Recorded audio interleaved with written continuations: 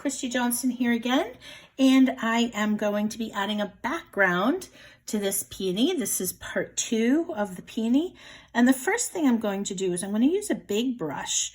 Now, even though this is a fairly small piece of paper, I'm using a brush much bigger than you think you would want to use under these circumstances, and that's so I'm able to cover a large area of the paper at once. And I'm going right up to the edge with the corner of this big brush, which is exactly what it's designed for, using a very light touch and making sure that the paper is evenly wet. Now I'm going over the little leaves that I've drawn, and I'm looking at it sideways to make sure it's evenly wet and there are no puddles. And the paint is going to go where the paper is wet, so it's going to be very controlled. So if you've masked out these white areas, that's fine. You can paint right over top of those, but I have not masked mine. I have not put any resist on there. And so I'm going to go ahead and just paint there now. Green is a combination, you know, of yellow and blue. And I'm not going to use any pre-made greens. I've already made a bunch of greens on my palette that you can see. And I am starting with, I have a combination of cad yellow and I have a little bit of gamboge that I use to make it as a base.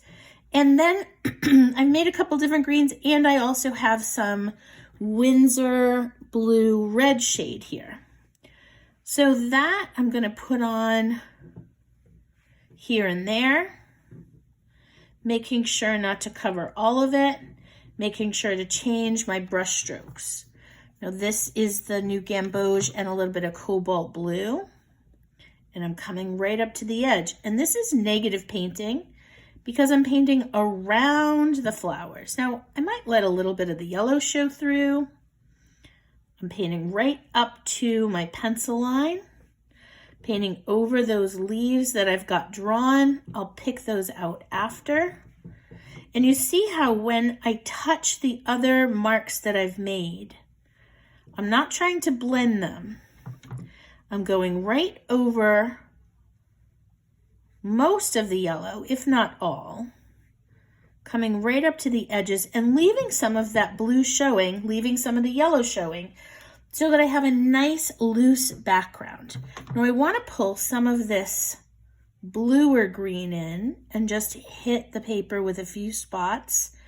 I really am going for high contrast next to my flower because that is how I'm going to show that that is the center of attraction. That is the point that I'm wanting people to look at by having the biggest contrast around that important piece. I want to have some contrast around the leaves that I've drawn. So now I'm seeing where the pencil lines are and I'm leaving those that first light color. I want to get darker on the corners. So you see I'm just sort of patting the color in. I'm not trying to create any leaves right now. It's getting very, very wet and it's almost too saturated for me to keep painting. But I want to do a little bit more here where I get it nice and dark around those edges. And I want to show those leaves.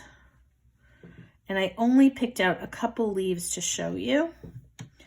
And then we're going to stop and come back. But that is how to do a variegated background, wet into wet, where you start with one base color that's included in all of it to give it a glow, the yellow, the lighter of the two colors, and then add the other colors on top of it, here and there, not blending. That's the important part, is that you're not blending the colors.